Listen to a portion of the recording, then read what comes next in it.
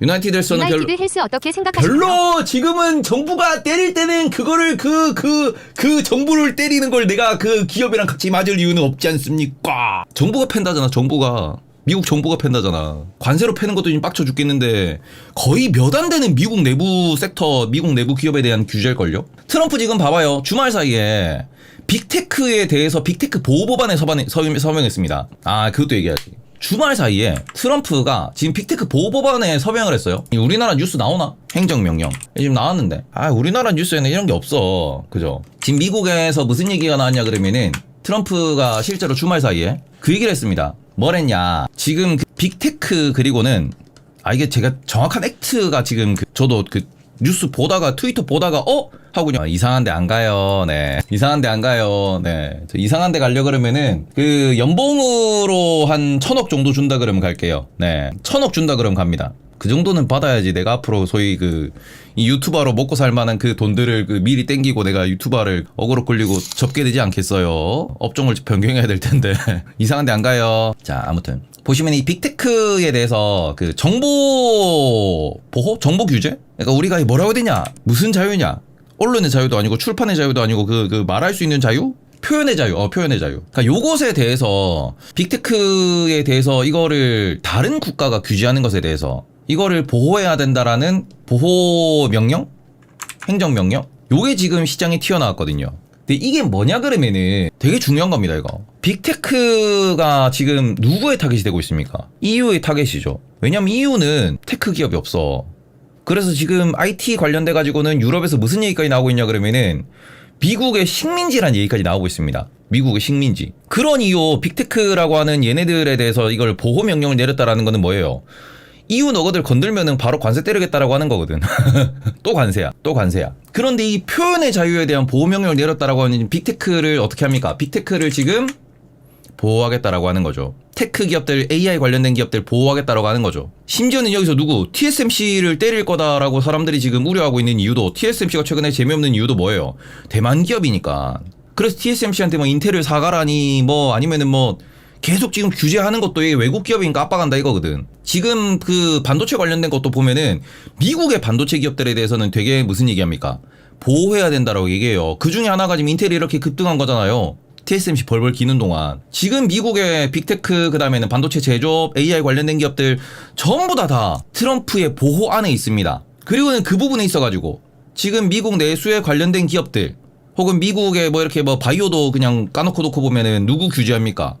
중국 같은 애들 아니면 해외에서 그 바이오 만든 애들 지금 딱 그 찍어서 얘기하는 게 자동차 그 다음에는 의약품 그 다음 반도체잖아. 관세 때리겠다라고 하는 거. 철강 알루미늄. 그러니까 님 철강 알루미늄 아니면은요 뭐 에너지 같은 경우에도 이게 뭐 지원해주겠다 혹은 대부분의 산업이 지금 금융도 마찬가지로 보시면 금융 뭐라 그래요? 금융에 대해서 규제 풀겠다 그러죠. 연준을 직접적으로 압박하잖아요.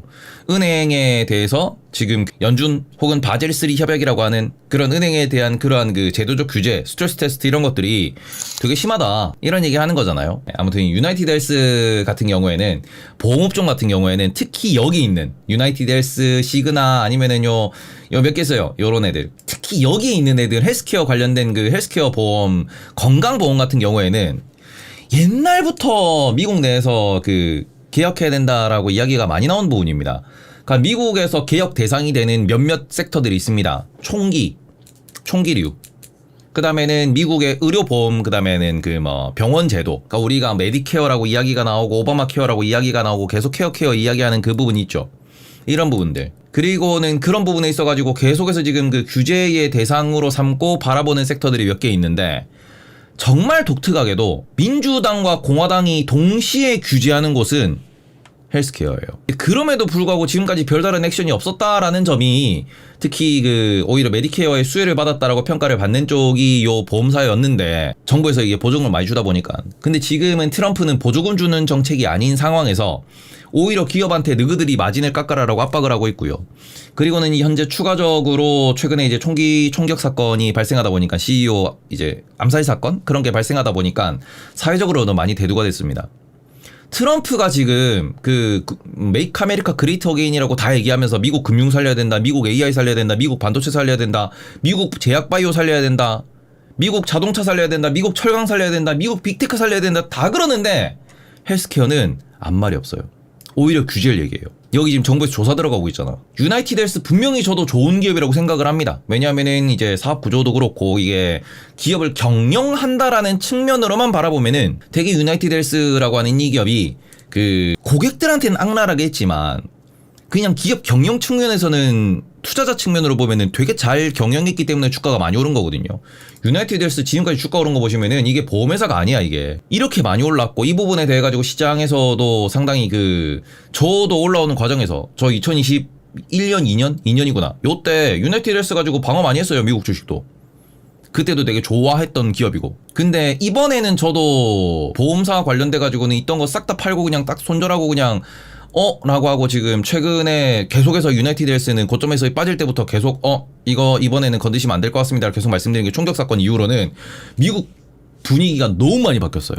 그냥 이게 그 유나이티드 헬스 관련돼 가지고 미국 내에서 뭐 조사를 한다, 정부 조사 이게 중요한 게 아니고 근본적으로 이걸 바꿔야 된다라는 이야기도 많이 나오고 있고요. 그게 미국 내에서 민심이 안 바뀝니다. CEO가 뉴욕 한복판에서 살해를 당했는데도 그게 오히려 영상이 확산될 만큼 지금 시장에서는 말 그대로 되게 이제 이쪽을 옹호하면 표를 잃는 그런 상황이 됐기 때문에 정치권에서 그러니까 정치랑도 이게 연결돼서 보셔야 돼요.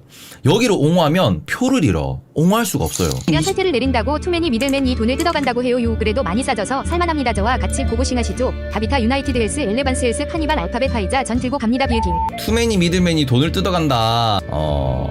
근데 이게 포트 비중은 이렇게 구성을 하시면 포트 비중은 좀 낮게 가져가야 되는 거 아시죠? 그렇죠? 지금 이게 그 EU의 타겟이 되니까 정부가 나서준다.